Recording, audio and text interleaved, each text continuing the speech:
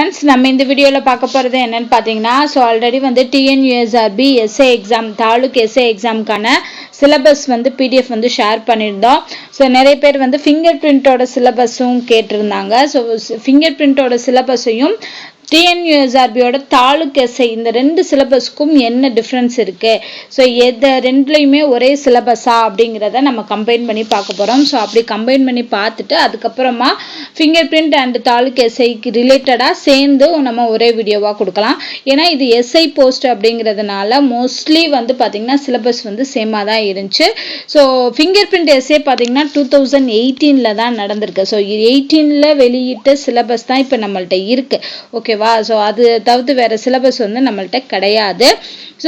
2023 இனி வந்து நோட்டிஃபிகேஷன் விட்டாங்க அப்படின்னா சிலபஸ் கொடுக்கலாம். சிலபஸில் வந்து கண்டிப்பாக தமிழ் எலிஜிபிலிட்டி டெஸ்ட்டை வந்து ஆட் பண்ணுவாங்க. இதுக்கு முன்னாடி அது கிடையாது இல்லையா? அப்போ தமிழ் எலிஜிபிலிட்டி டெஸ்ட்டை ஆட் பண்ணலாம். அது தவிர்த்து வேறு சேஞ்சஸ் வந்து மேஜராக சிலபஸில் என்ன பண்ணுறாங்க அப்படின்னு தெரியல. அப்படி மேஜராக அவங்க சிலபஸில் சேஞ்ச் பண்ணாலும் அந்த சிலபஸ் வந்து எதை பேஸ் பண்ணி இருக்கும் அப்படின்னு பார்த்தீங்கன்னா கண்டிப்பாக தாலுக் எஸ்ஐ தான்.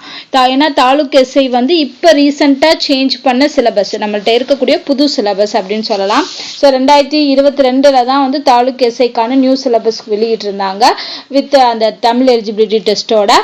அதனால அதை பேஸ் பண்ணி தான் சேஞ்ச் பண்ண மாதிரி இருக்கும் எஸ்ஐ ஃபிங்கர் பிரிண்ட்டுக்கு. அப்படி இருக்கும்போது நம்ம இதை ரெண்டையும் ஃபர்ஸ்ட் கம்பேர் பண்ணலாம். ரெண்டும் ஒரே சிலபஸில் இருக்கா, என்னென்ன சேஞ்சஸ் இருக்கு அப்படிங்கிறத இந்த பிடிஎஃப் ரெண்டு பிடிஎஃப்பும் நான் உங்களுக்கு ஷேர் பண்ணுறேன். அதாவது நம்ம தாலுக் எஸ்ஐக்கு இப்போ நம்ம கொடுத்தோம் இல்லையா பிடிஎஃப் வித் பேஜ் நம்பர், அந்த சிலபஸும் நான் ஷேர் பண்ணுறேன். அண்ட் 2018 ஃபிங்கர் பிரிண்ட் எஸ்ஐயோட சிலபஸும் வந்து நான் ஷேர் பண்ணுறேன். தட் நீங்கள் பார்க்குறதுக்கு உங்களுக்கு ஈஸியாக இருக்கும். ஓகேவா? எல்லாமே நெட்டில் இருக்குது. நான் நெட்லேருந்து டவுன்லோட் பண்ணி தான் உங்களுக்கு கொடுக்குறேன். நிறைய பேர் கேட்டிருந்தீங்க இது 2022க்கான சிலபஸாக இருக்கே, இப்போ புது சிலபஸ் கொடுங்கன்னு. இதுதான் சேம் சிலபஸ் தான் கொடுத்துருக்காங்க. நீங்கள் வெப்சைட்டில் போய் பாருங்க.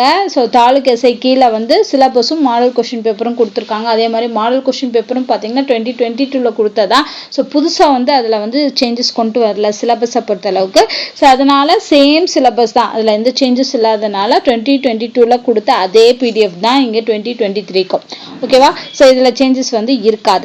ஓகே, இப்போ வந்து என்ன பண்ண போகிறோம் அப்படின்னா இந்த வீடியோவில் 2018 ஃபிங்கர் பிரிண்ட் எஸ்ஐ சிலபஸையும் இப்போ ரீசெண்டாக இருக்கக்கூடிய தாலுக் எஸ்ஐ சிலபஸையும் கம்பேர் பண்ணி ஃபிங்கர் பிரிண்ட் எஸ்ஐ சிலபஸில் என்ன இருக்குது, என்ன எக்ஸ்ட்ரா ஆட் ஆகுது அதை மட்டும் நம்ம செக் பண்ண போகிறோம். ஏன் அப்படின்னா ஆல்ரெடி நம்மளுக்கு இருக்கக்கூடிய புது சிலபஸ் இதுதான்.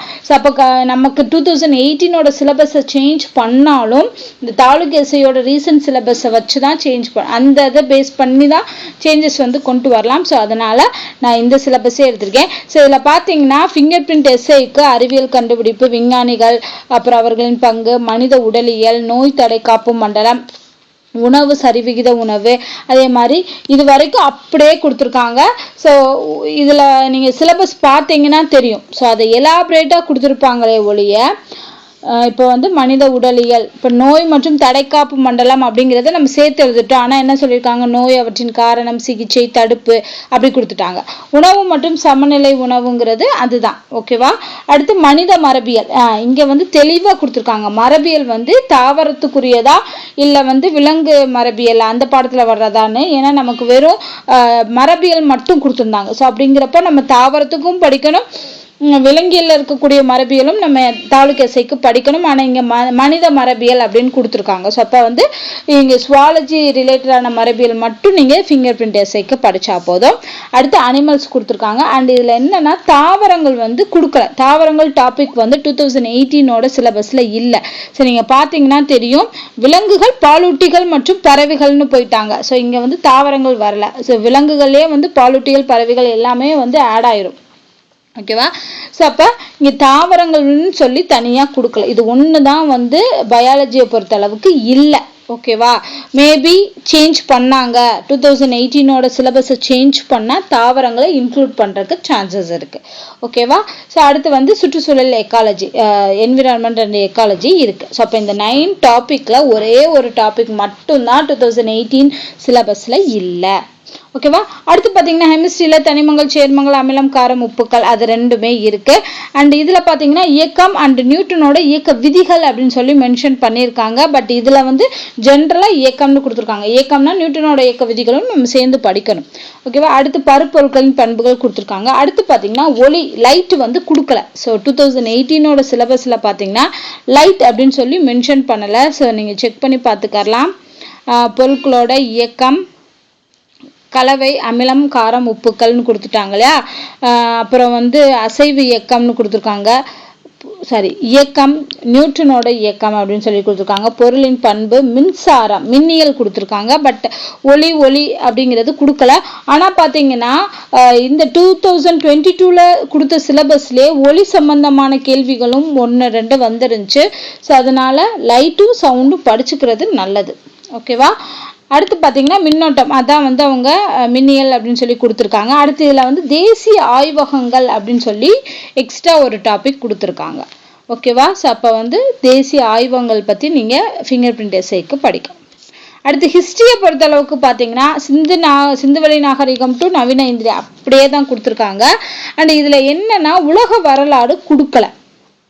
அதுக்கு பதிலாக இந்திய வரலாற்று நிகழ்வுகள், இந்திய தேசிய இயக்கம், அப்புறம் புக்கநாதர் அப்படின்னு சொல்லி 2018 சிலபஸ்ல இருக்கு. ஸோ உலக வரலாறு அப்படிங்கிறது வந்து வரலாற்றுல இல்லை. சிந்துவெளி நாகரிகத்திலிருந்து இன்றைய நவீன நிர்வாக முறையிலான இந்திய வரலாற்று தேதிகள் மற்றும் நிகழ்வுகள், இந்திய வரலாற்று தேதிகள் மற்றும் நிகழ்வுகள் மட்டும் நம்ம படிச்சா போதும். எதுக்கு? ஃபிங்கர் பிரிண்ட்டுக்கு. உலக அளவில் இருக்கக்கூடிய நிகழ்வுகள் வந்து நமக்கு தேவையில்லை. ஓகேவா. ஸோ உலக வரலாறு வந்து தேவையில்லை. அண்ட் இந்திய தேசிய இயக்கம் INM படிக்கிறோம், இந்தியன் நேஷனல் மூவ்மெண்ட், அப்புறம் புத்தகங்கள் மற்றும் ஆசிரியர்கள். ஸோ இதுதான் வந்து ஹிஸ்டரியில் கொடுத்த டாபிக். ஓகேவா. ஸோ அடுத்து பார்த்தீங்கன்னா புவியியலுக்கும் இதுக்கு என்ன வித்தியாசம் அப்படின்னு பார்க்கலாம். ஸோ புவியியலுக்கு பார்த்தீங்கன்னா என்ன சேஞ்சஸ் இருக்குது ஃபிங்கர் பிரிண்டில்? இந்திய பகுதி, பருவ காலநிலை அதெல்லாம் இருக்குது. பயிர்கள் இருக்குது. பயிர்களே எலாபரேட்டாக பயிரிடும் முறைகள் அதெல்லாமே கொடுத்துருக்காங்க. அண்ட் இங்கே வந்து இந்திய நகரங்கள் கொடுத்துருக்காங்க. எக்ஸ்ட்ரா வந்து மலை பிரதேசங்கள் அது வந்து மோஸ்ட்லி இந்திய நகரங்களுக்குள்ளேயே வந்துடும்.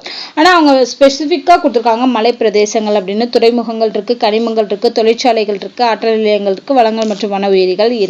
ஓகேவா. ஸோ அப்படி பார்த்தோம்னா தாலுக் எஸ்ஐக்கும் ஃபிங்கர் பிரிண்ட் எஸ்ஐக்கும் ஜியாகிரஃபியில் சேஞ்சஸே இல்லை. ஜியாகிரஃபியில் எல்லா டாபிக்ஸுமே இருக்கு. அடுத்து எக்கனாமிக்ஸ்னு பார்த்தீங்கன்னா இந்திய வேளாண்மை கொடுத்துருக்காங்க, தொழில்துறை வளர்ச்சி, ஊரக வளர்ச்சி, இதவே வந்து கொஞ்சம் எலாபரேட்டாக பிரித்து கொடுத்துருக்காங்க. அது சேர்த்து பார்த்தோம்னா ரூரல் டெவலப்மெண்ட் தான் வரும். அடுத்து விலை கொள்கை, பணவீக்கம், மக்கள் தொகை, வேலையின்மை, அடுத்து வந்து ஏற்றுமதி இறக்குமதி, அடுத்து வந்து ஐந்தாண்டு திட்டம்னு கொடுக்கல. ஓகேவா. ஸோ நம்மளோட தாலுக் எஸ்ஐயில் வந்து 5 year பிளானிங்னே மென்ஷன் பண்ணியிருப்பாங்க. இங்கே வந்து அரசு திட்டங்கள் அப்படின்னு சொல்லி கொடுத்துட்டாங்க. அடுத்து எக்ஸ்ட்ரா அந்த 3 டாபிக் வந்து கொடுத்துருக்காங்க. இதில் ஃபிங்கர் பிரிண்ட் எஸ்ஐ எக்ஸாமோட எக்கனாமிக்ஸ் டாப்பிக்கில் சமூக பொருளாதார சிக்கல் அப்படிங்கிற பாடம் கொடுத்துருக்காங்க. புதிய சுற்றுச்சூழல் கொள்கை, அரசு திட்டம், இந்த 3 எக்ஸ்ட்ரா வருது. இது வந்து ஃபிங்கர் பிரிண்ட் எஸ்ஐயோட சிலபஸில் வரக்கூடியது. அடுத்து பார்த்தீங்கன்னா இந்தியன் பாலிட்டியை பொறுத்தளவுக்கு இந்திய அரசியலமைப்பு, குடியுரிமை, தேர்தல், பாராளுமன்றம், மாநில சட்டமன்றம், மாநில நிர்வாகம், நீதித்துறை, உள்ளாட்சி அமைப்பு, மத்திய மாநில உறவுகள், வெளியுறவு கொள்கை. இதில் எக்ஸ்ட்ரா ஒரு டாபிக் இருக்குது. என்னென்னா மொழிக் கொள்கை, லாங்குவேஜ் பாலிசி. இது வந்து நம்ம தாலுக் எஸ்ஐ சிலபஸில் கிடையாது. பட் எதில் கேட்டிருக்காங்க அப்படின்னா ஃபிங்கர் பிரிண்ட் எஸ்ஐயில் வந்து மொழிக் கொள்கை அப்படிங்கிறது எக்ஸ்ட்ரா கேட்டிருக்காங்க.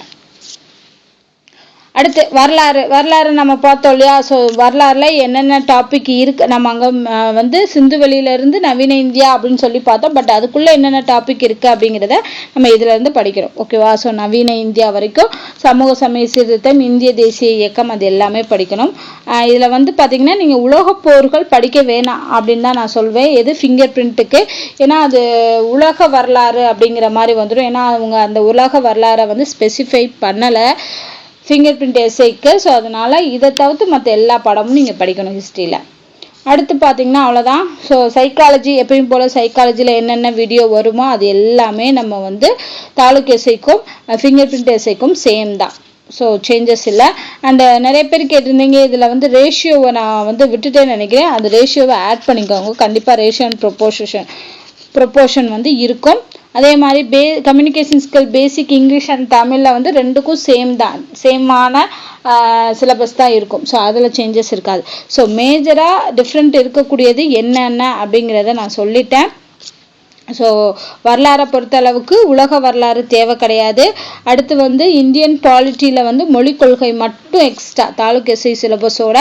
அடுத்து எக்கனாமிக்ஸில் பார்த்தீங்கன்னா இந்த 3 டாபிக் சமூக பொருளாதார சிக்கல், புதிய சுற்றுச்சூழல் கொள்கை, அரசு திட்டம்.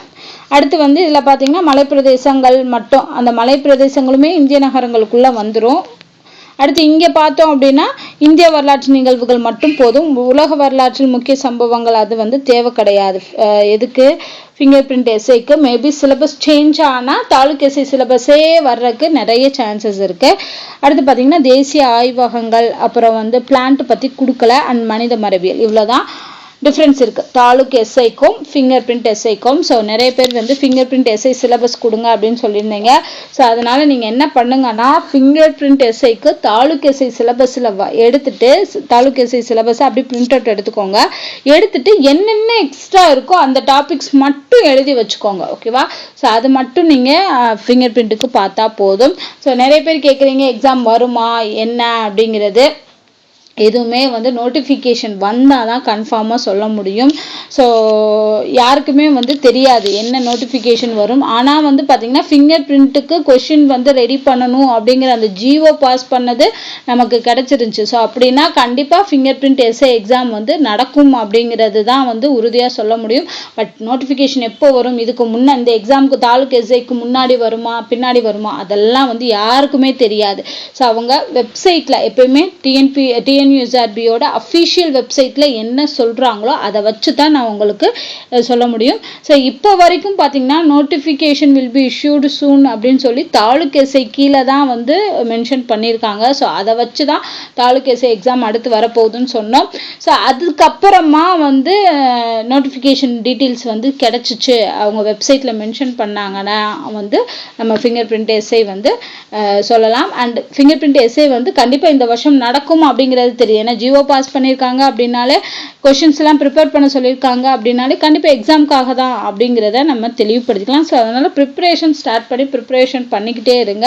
ஸோ நோட்டிஃபிகேஷன் வந்துச்சு அப்படின்னா நல்லது. ஓகேவா? ஸோ எது எப்போ வரும் அப்படிங்கிறது தெரியாது, வந்துச்சு அப்படின்னா நம்ம சேனலில் அப்டேட் பண்ணலாம். ஸோ இந்த 2 பிடிஎஃபையும் நான் உங்களுக்கு வந்து டிஸ்கிரிப்ஷனில் கொடுக்குறேன். ஸோ அதை வந்து சேவ் பண்ணி வச்சுக்கோங்க. ஸோ ஃபிங்கர் பிரிண்ட் எஸ்ஐ எக்ஸாமுக்கு என்ன சிலபஸ்ன்னு கேட்டவங்களுக்கு ஸோ இந்த வீடியோவில் ஆன்சர் பண்ணியிருப்பேன்னு நினைக்கிறேன். ஸோ இந்த வீடியோ உங்களுக்கு பிடிச்சிருந்தா லைக் பண்ணுங்கள், உங்கள் ஃப்ரெண்ட்ஸோட ஷேர் பண்ணுங்கள். அண்ட் ஏதாவது டவுட்னா கமெண்ட் பண்ணுங்கள். நன்றி.